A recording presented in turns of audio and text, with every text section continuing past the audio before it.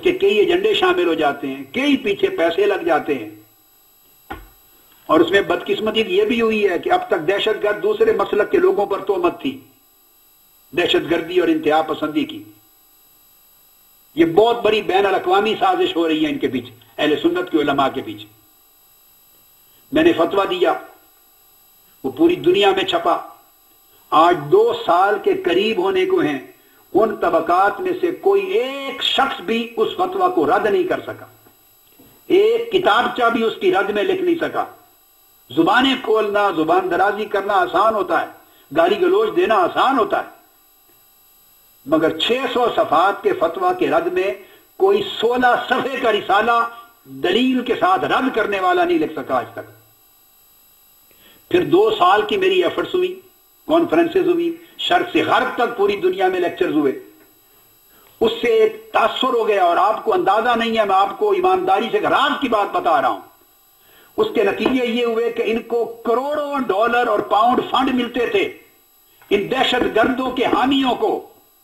مغربی دنیا میں۔ میں نام ملکوں کے نہیں لے رہا، علل اطلاق کہہ رہا ہوں، سب مغربی دنیا میں۔ میں نے انٹرویوز میں کہا ہے، آسٹریلیا میں، انگلینڈ میں، انٹرنیٹ پہ میرے انٹرویو اویلیبل ہیں، حکومتوں کو کہا ہے کہ آپ کروڑوں ڈالر اور پاؤنڈ ان لوگوں کو فنڈ دیتے ہیں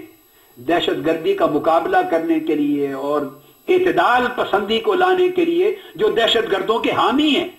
جو دہشت گردوں کے ساتھ نرم دل رکھتے ہیں، ان کو تحفظ دیتے ہیں، نظریاتی طور پہ ان کے ساتھ ہیں، اگر عملاً نہیں تو نظریاتی طور پہ ان کے ساتھ ہیں، ان کی آپ معاملت کرتے ہیں۔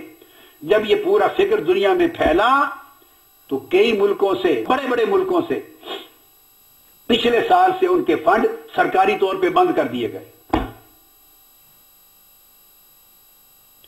میں نے کہا آپ انہیں فنڈ دے کر دہشت گردی کے نظریے کو الٹا تقویت دے رہے ہیں، فروغ دے رہے ہیں۔ انہوں نے دہشت گردی کا ماحول ہونے کے بعد روح بدل لیا ہے،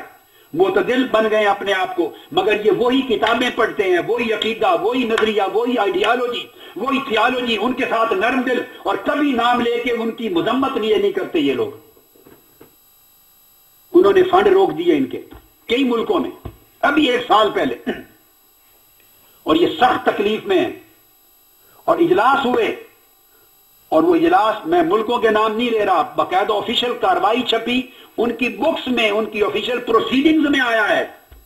اور انہوں نے یہ پالیسی ریویو کرنی شروع کی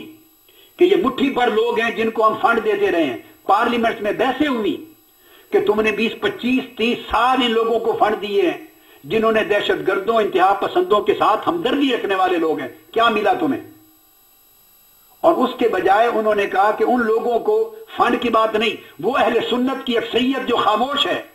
اور تصوف کے ماننے والے صوفیاء کے پیروکار، یہ اصل لوگ ہیں، اگر ان کا اسلام ہائی لائٹ کیا جائے اور ان کی تعلیمات کو اوپر لایا جائے تو دہشت گردی کا خاتمہ ہو سکتا ہے، رکاوٹ آ سکتی ہے۔ تو اہل سنت اور اہل تصوف کا ذکر آیا ہے امریکہ سے لے کے انگلینڈ، یورپ تک، آسٹریلیا تک کی سرکاری کتابوں میں اور ان کی آفیشیل پروسیڈنگز میں کو کونسلیں بنی، پھر ان کے ساتھ، اس سے ان کو تکلیف شروع ہوئی کہ میری کاوش کے نتیجے سے پورا سینیریو بدل رہا ہے، ان کا کھانا بند ہو رہا ہے، 25، 30 سال سے ان کے فنڈ بند ہو رہے ہیں، یہ ننگے ہو رہے ہیں، ان کے چہرے سے نقاب الٹا ہے، اور اہل سنت کے اوپر اب سوچا جا رہا ہے کہ ان کے پاس اصل دین ہے اہل سنت کا، یہ اہل تصوف کے پاس اصل دین ہے، مگر ان کی آواز سنی نہیں جاتی۔ اکثریت سواد اعظم ہے 90%، مگر انہیں سنا نہیں جاتا، انتہا پسندوں کی آواز سنی جاتی ہے۔ جب ان کا مائنڈ سیٹ چینج ہونے لگا تو انہوں نے سازش کی کہ جس شخص نے فتوے دے کر اور 2 سال پوری دنیا میں خطابات کر کے ہمیں ننگا کیا ہے اور ہمارے عزائم کو بے نقاب کیا اور ہمارا کھانا پینا اور رسائل رزق بند کرایا ہے، کفر کا رزق، اس کے خلاف فتوے کی بچھاڑ کرا کے اسے متنازع فی بنا دو۔ اس کے فتوے کا جواب تو نہیں دے سکتے مگر اس کے خلاف فتوے لگواؤ۔ اور دوسری سازش یہ ہوگی کہ یہ جو اہل سنت اور اہل تصوف کا مشائخ کو ماننے والوں کا نام آ رہا ہے کہ یہ امن پسند ہے اور اصل اسلام ان کے پاس ہے، ان کو بھی انتہا پسندی میں جھونکو اور ایسے ایسے کام کرواؤ ان سے تاکہ یہ ان کے اوپر بھی چھاپ لگے کہ یہ بھی انتہا پسند ہیں۔ ہم تو ڈوبے ہیں سنم تم کو بھی لے ڈوبیں گے. یہ ساری کہانی ہے. ان لوگوں کے پاس نہ عقل ہے نہ شعور ہے نہ آنکھیں کھلی ہیں، نابینا لوگ ہیں.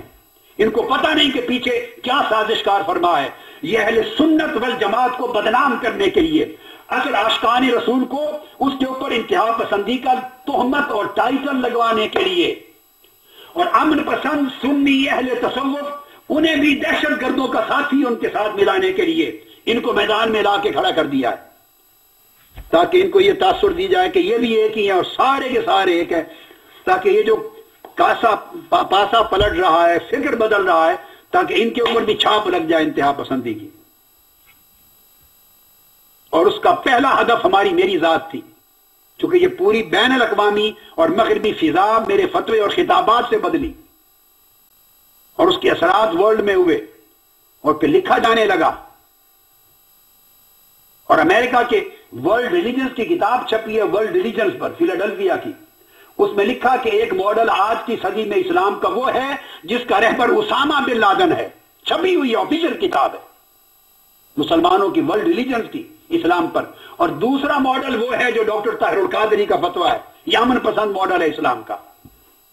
اس کی تکلیف ہوئی ان لوگوں کو کہ یہ جو اہل سنت کے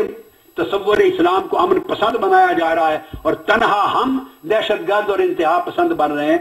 اس سے ہم اپنے آپ کو تنہائی سے نکالیں اور ان اہل سنت کو اور صوفیاء کے ماننے والوں کو سے ایسے کام کروائیں، ایسی تحریکیں چلوائیں، ایسے فتوے نعرے لگوائیں کہ یہ بھی دہشت گرد تصور ہو. تو آپ انٹرنیٹ پہ جائیں، آپ کو ایک مولوی صاحب نظر آئیں گے، ایک مفتی صاحب گجرات میں، وہ کھڑے تقریر کر رہے ہیں کہ اگر اس کو سزا ہو گئی تو کوئی جج نہیں بچے گا،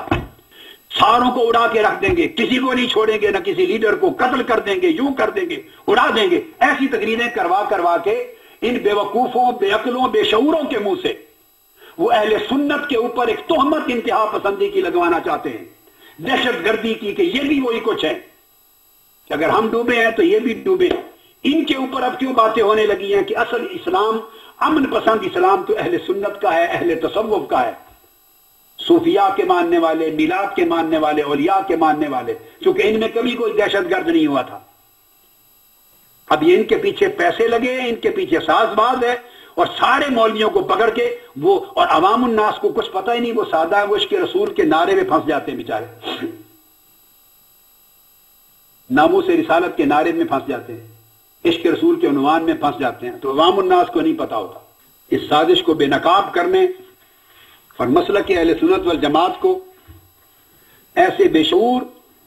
اور نابینا قسم کے لوگوں سے اور بے حکمت لوگوں کی نادانی سے، جس سے اہل سنت پر دہشت گردی، انتہا پسندی کا دھبا لگے، بچانے کی ضرورت ہے. اور یہ کردار علماء کو ادا کرنا ہوگا. آپ سمجھیں ان حقائق کو. تو میں عرض کر رہا تھا کہ وہ دور آ گیا کہ آقا علیہ السلام نے فرمایا کہ پھر جب صحیح وارثان علم نہیں رہیں گے تو عامت الناس جاہلوں کو پکڑ کے سربراہ کے منصب